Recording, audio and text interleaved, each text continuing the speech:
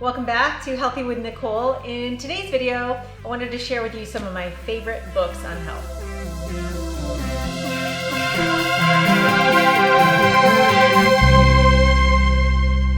So many of you know that I have been a health educator and health coach for 17 years, and in that time, I have had I don't know how many hundreds of books added to my library that I just happen to love. I am a big fan of books. I love the old school reading style.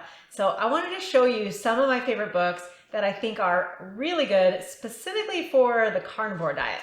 And so there's a lot of new books coming out there. I know that Sean Baker has a new book out, Paul Saladino has a new book out, and there's a lot of new carnivore books hitting the market now. So these aren't the only ones, but these are just what I've had in my library for quite a while that have been really helpful for me, and I often recommend them to my clients.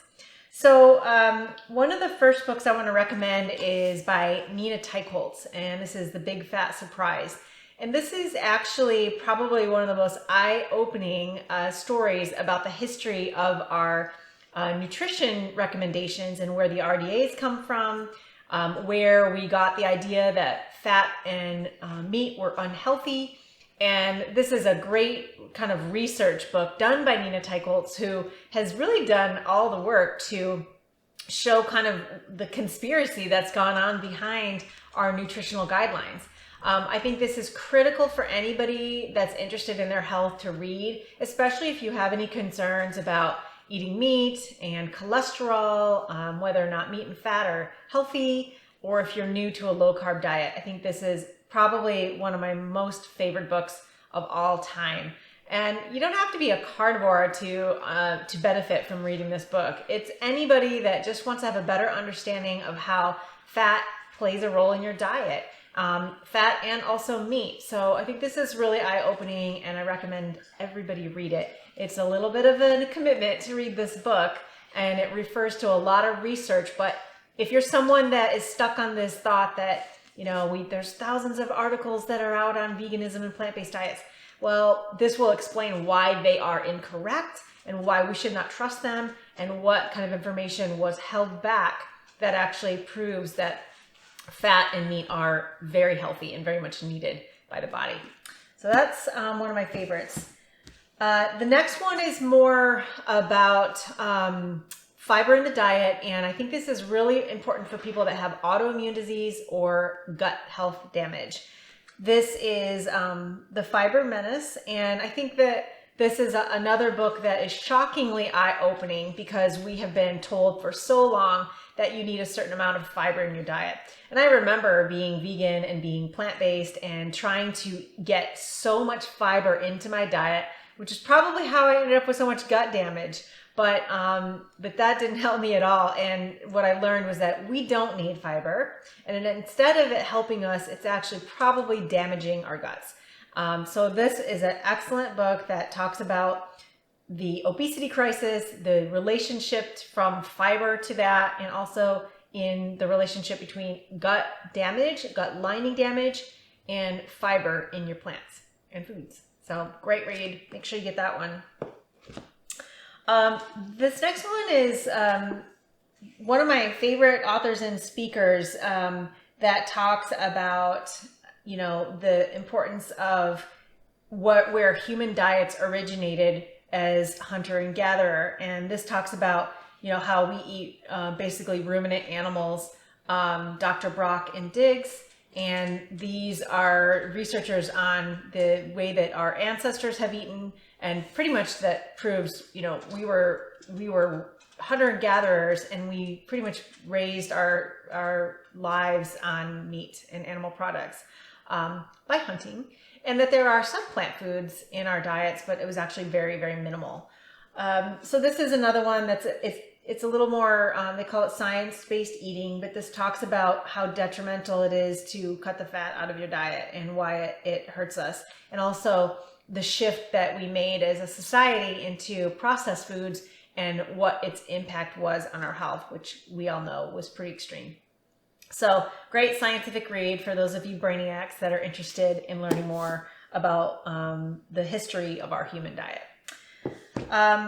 These next two are actually another amazing author, both by Nora Gedgaudas, Primal Body, Primal Mind, and the Primal Fat Burner. So if you're not familiar with Nora Gedgaudas' work, what she promotes is basically a very high fat diet. And so while she promotes carnivore diet too, I believe, her way of approaching it is much more with emphasis on fat, because fat is so necessary for our body's ability to make hormones, to make our sex hormones, to make our vitamin D, to absorb nutrients, for our brain health, and so many other things, gut health. And so she really focuses on fat and its importance in our diet to stay healthy. And then this one is actually talking about really the whole carnivore type approach and keto approach. So more keto carnivore, I think, would be a more appropriate way to call this book, and really talking about the emphasis on fat in order to burn fat. So if you're new to that, these are great. Probably go this one if you're leaning towards the keto carnivore version of the carnivore diet. And then two more that are a little bit kind of sidestepping the carnivore diet, but possibly related to low carb. And this one's the Stevia Deception. So I actually still use a little bit of stevia here and there. And there's monk fruit. I don't use too many sweeteners at all. It's mostly just, you know, what I've had in my drinks on occasion. But this is important, I think, because it's in relation to all artificial sweeteners and how our body responds to them. And there are some articles in here cited with regards to how mice respond. So we are not a mouse. And so we are humans, and there is lacking research here to say exactly what happens in humans. But there's some indication that having artificial sweeteners might spike your insulin and might also create more cravings for sweets. So I think this is important for people that are still in the keto world, where they're having a lot of desserts and sweets, even though they are low carb or zero carb or sugar free. They might still have this sweetener component. Or if you're using artificial sweeteners, then I think this book is super important for you to learn about and to see the impact of that on your body, and you may want to reduce it. So for those of you that are on carnivore, you're probably not really using much of these sweeteners. So it's kind of an in-between for people, but I think that's the biggest problem with keto, is that a lot of people still do a lot of treats, and it tends to hold them back. It did for me, and I know many of you are in that same boat. All right, then one last book that doesn't have anything to do with keto or carnivore, but a whole lot about caffeine, and that is Caffeine Blues. And I think this was one of my most favorite books in regards to general health. And that's because most of America relies and runs on caffeine, and I did too. And for most of my life, I drank a lot of caffeine through coffee and tea. And then about 4 or 5 months ago, I quit. And it was really difficult. I have another video that's on how I quit caffeine and how hard it was and what I went through. But I will tell you that it was the best thing I ever did. And my energy levels have completely rebounded, and I have more energy than I ever had while I was drinking caffeine. So this is a really, really great, encouraging book that will help you to understand what it is that caffeine is actually doing to your body, how it's actually masking the fatigue, and what the dangers of it is, and then how it actually is damaging your health.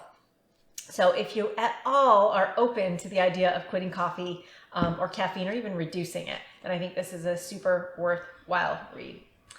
Well, I would love to hear from you. If you'd like to make in the comments below, leave a comment about your favorite book in regards to health, or maybe keto or carnivore. I'd love to hear your book recommendations as well. If you liked that video, give it a thumbs up. Make sure you subscribe, and I will see you in the next one.